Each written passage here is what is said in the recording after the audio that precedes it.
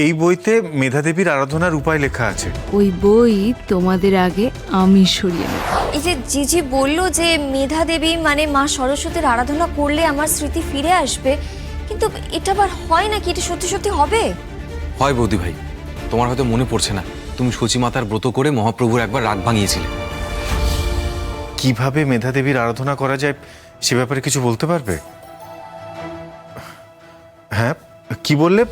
কি মেধা স্মৃতিসূত্র? আচ্ছা, এই বইতে মেধা দেবীর আরাধনার উপায় লেখা আছে। কত নম্বর এক বললে? 4 নম্বর। ওই বই তোমাদের আগে আমি সরিয়ে নেব। তোমার স্মৃতি ফেরাতে হলে আমাদের ওই বইটা পড়তে হবে। এসো।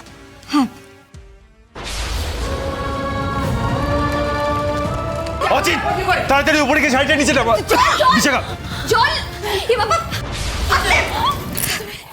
আজই ডাউনলোড করুন আর এনজয় করুন আপনার পছন্দের শো।